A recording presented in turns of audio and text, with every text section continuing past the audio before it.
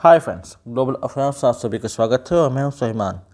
आज के समय यूएसए से ऐसी न्यूज़ सामने आ रही हैं जो कि ग्लोबली डिस्कस की जाती हैं और ख़ासकर यदि इसका इम्पैक्ट इंडिया पर पड़ता है तो ये और भी ज़्यादा सिग्निफिकेंट हो जाती है और ज़्यादा इम्पॉर्टेंट हो जाती है। इस बार क्या हुआ है, आइए समझते हैं। यूनाइटेड स्टेट्स की एक बॉडी है, United nation commission for international religious freedom. ये एक ऐसी बॉडी है जिसने अर्ज किया है यूएस गवर्नमेंट से कि वो सैंक्शंस लगाए ऑन रॉ।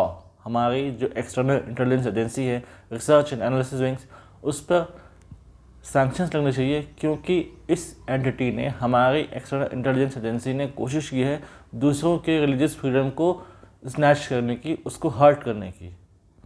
ये एक ऐसी बॉडी है यूएस की जो ग्लोबली इस पर निगरानी रखती है कि रिलीजियस फ्रीडम कहाँ हर्ट हो रहे हैं, कहाँ फ्रिंज हो रहे हैं।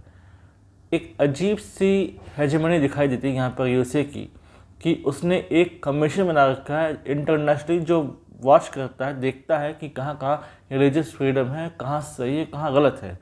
तो एक जो ग्लोबल पुलिसमैन की जो छवि दिखती है हमें, ग्लोबल पुलिसमैन की जो रोल प्ले करना है यूएसए को, वो अभी तक उसका मुंह ख़त्म नहीं हुआ अभी से।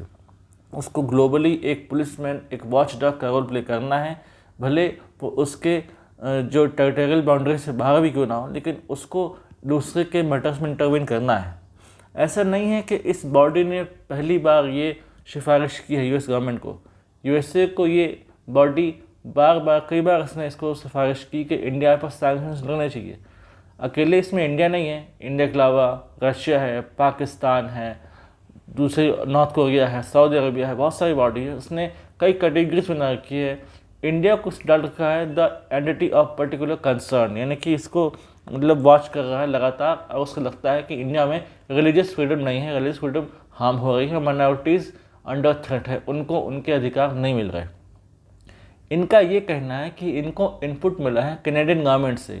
वहाँ पर ये बात कर रहे हैं खालिस्तानी सेपरेटिस्ट की, उससे वो सिख बता रहे हैं कि ये सिख एक्टिविस्ट है, उनको मारने की कोशिश की जा रही है। जैसे कि नाम ले रहे हैं गुरपतवंत सिंह पन्नू का, वही पन्नू जो अक्सर धमकियाँ देता रहता है कि पर्टिकुलर एयरपोर्ट पे हम ब्लास्ट कर देंगे, रेलवे स्टेशन में ब्लास्ट कर देंगे, हम महाकुंभ को डिस्टर्ब करेंगे। तो एक को खालिस्तानी पर्सन जो यूएस में रहता है, उनको लगता है कि हम इसको मार डालेंगे, गवर्नमेंट ऑफ इंडिया रॉ इनके पीछे पड़ी हुई है, मार डालेगी, और इससे उसके रिलीजियस सेंटिमेंट्स हर्ट होते हैं, इसलिए रॉ पर सैंक्शंस लगने चाहिए। तो खुद अब यूएस को सोचना चाहिए कि कब तक ऐसे एंटिटीज़ बना के, ऐसे कमीशंस बना के वो लोगों को बुली करने की कोशिश करता रहेगा आज भी, जबकि समय बदल चुका है। 2025 में काफ़ी हद तक यूएस का इन्फ्लुएंस इरोड हो चुका है। ये अभी भी है लेकिन काफ़ी हद तक इरोड हो चुका है। एक बाइपोलर वर्ड से जो वर्ड है मल्टीपोलर वर्ड तक जा चुका है, जहाँ पर और भी एक्टर्स आ चुके हैं, फिर चाहे वो खुद इंडिया हो, चाइना हो, रशिया हो। इवन कोई अब यूएस की हेजेमनी को स्वीकार करने को तैयार नहीं है। एक समय यूरोप, जो कि यूएस को काफ़ी रिस्पेक्ट देता था, इंपॉर्टेंस देता था अपनी सिक्योरिटी के लिए, खुद यूरोप यूएस पर ट्रस्ट नहीं करता। खासकर यूक्रेन रशिया वॉर में जो ट्रंप ने किया, जिस प्रकार से वाइट हाउस में हीटेड डिबेट्स हुई बिटवीन ट्रंप एंड ज़ेलेंस्की, उसके बाद से यूरोप को लगने लगा कि यूएस पर बहुत ज़्यादा रिलाई नहीं करना चाहिए।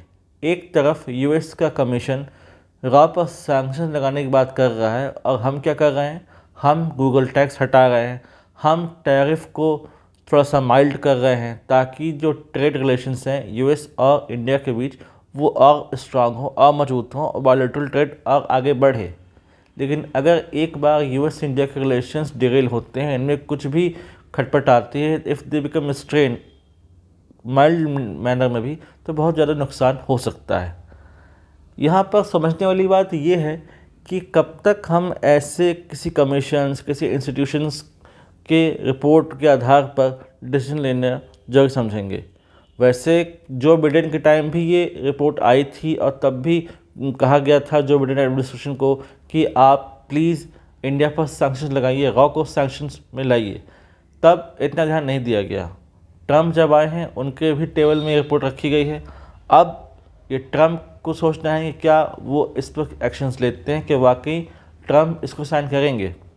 अगर इस कमीशन की बात करें तो ये बहुत पुराना नहीं है, 1998 में ये बना था, मतलब global watchdog of international religious freedom के तौर पर इसे रखा गया था, और अब ये क्वाइट वोकल हो रहा है। आश्चर्य की बात ये है, इसने पाकिस्तान को नहीं कहा, इसने बांग्लादेश को नहीं कहा, जहाँ पर रिलीजियस फ्रीडम्स की खुलेआम धज्जियाँ उड़ाई जा रही हैं, उड़ाई जाती है। बांग्लादेश में तो इतनी ज़्यादा एट्रोसिटीज़ हो रही है on Hindu minorities, on other minorities. Pakistan में मास लेवल पर माइनॉरिटीज़ का कन्वर्शन किया जाता है, उन पर एट्रोसिटीज़ की जाती है। तो वहाँ पर इस कमीशन को नहीं लगता कि वहाँ पर रिलीजियस फ्रीडम्स हर्ट हो गए हैं। या चाइना में जो उइगर मुस्लिम्स है उनके खिलाफ़ जो चाइनीज़ गवर्नमेंट करती है, उसको लेकर भी इस रिपोर्ट में कुछ नहीं आया है, कुछ नहीं कहा है यूएस के इस कमीशन ने। लेकिन पर्टिकुलरली इंडिया को टारगेट कर रहा है, जबकि इंडिया का एक रिकॉर्ड रहा है कि जितने भी रिलीजियस माइनॉरिटीज़ हैं they enjoy equal rights, even government try to protect their rights and their religious beliefs, उनको कभी हर्ट नहीं किया जा सकता। तो जब सेकुलर फैब्रिक को हम इतना मेंटेन करके रखते हैं और कोशिश करते हैं कि कभी कोई भी रिलीजियस माइनॉरिटी का व्यक्ति एलिमेंट ये फील ना करे कि वो इंडिया में उसके राइट्स को हर्ट किया जा रहा है, उसके बाद भी इनको लगता है कि रॉ पर सैंक्शन लगने चाहिए। अब अगर कोई ऐसा राष्ट्रपति हो जो एंटीपैथी रखता हो अगेंस्ट इंडिया, तो हो सकता है वो ऐसे किसी रिपोर्ट को ओके कर दे, उस रिपोर्ट पर साइन कर दे। तब यूएस इंडिया रिलेशन सोचिए क्या होंगे और कहाँ जाएंगे, कितने ज़्यादा ख़राब हो जाएंगे दोनों के रिलेशंस, बायलैटरल ट्रेड, कॉमर्स और दूसरे एस्पेक्ट्स में कितनी बुरी स्थिति हो जाएगी दोनों देशों की, दोनों देशों के संबंध कितने ज़्यादा बिगड़ सकते हैं। अभी ऐसी पॉसिबिलिटी कम है, ट्रंप इसको साइन करेंगे, इसकी लीस्ट से लीस्ट पॉसिबिलिटी है, क्योंकि तुलसी गैबार्ड हैं, कश पटेल हैं और अच्छा खासा इंडियन अमेरिकन वहाँ पर डायस्पोरा है, जिसका प्रेशर रहेगा ट्रंप के ऊपर कि वो ऐसा कुछ ना करें। और बहुत इसकी लीस्ट पॉसिबिलिटी है, क्योंकि अच्छा खासा वाइब्रेंट इंडियन डायस्पोरा वहाँ रहता है। तो जाहिर सी बात है वो ऐसे किसी भी रिपोर्ट को साइन करने से पहले, ओके करने से पहले 10 बार सोचेंगे कि इसके प्रोस और कॉन्स क्या होंगे। अगर यूएस ने यह निर्णय ले लिया कि वो कमीशन की रिपोर्ट को करता है और उसको सही मान लेता है, हाँ भाई बहुत ज़्यादा रिलीजियस फ्रीडम को हर्ट किया जा रहा है इंडिया में और बिल्कुल आप सही कह रहे हैं, रॉ पर हम सैंक्शन लगाते हैं, तो इंडिया एक बड़ा मार्केट है और India as a big market वो हाथ से निकल जाएगा यूएसए के। और इनको इनपुट मिला है फ्रॉम कनाडा। कनाडा वो देश जिससे इनका संबंध खराब है। इस ट्रूडो के समय कितना ज़्यादा ट्रोल करते थे ट्रंप, उनको गवर्नर ट्रूडो कहते थे। तो ऐसे देश जिसके साथ आपका संबंध खराब है, वहाँ से आपको इनपुट मिला और आपने आनंद फानंद में रिपोर्ट तैयार की और प्रेसिडेंट के टेबल पर रख दी कि आप पर्टिकुलर एंटिटी पर सैंक्शन लगाइए। इसका जवाब बड़ा था, रेपरकशंस होने थे, वो हुए। इसका रिप्लाई ये आया फ्रॉम गवर्नमेंट ऑफ इंडिया कि हमें लगता है कि ये commission he entity of particular concern है, यानी कि बहुत वोकल जवाब आया है इंडिया की तरफ से, बहुत हार्श है ये। शायद इसे यूएस ने सोचा नहीं होगा कि इतना हार्श कमेंट आएगा फ्रॉम साइड ऑफ इंडिया। और सही भी है, हम कब तक एक पर्टिकुलर कंट्री की हेजेमनी को बर्दाश्त करते रहेंगे, और वो भी तब जब उन्हें ऐसा लगता है कि as they are white so they are superior and their sayings are also superior.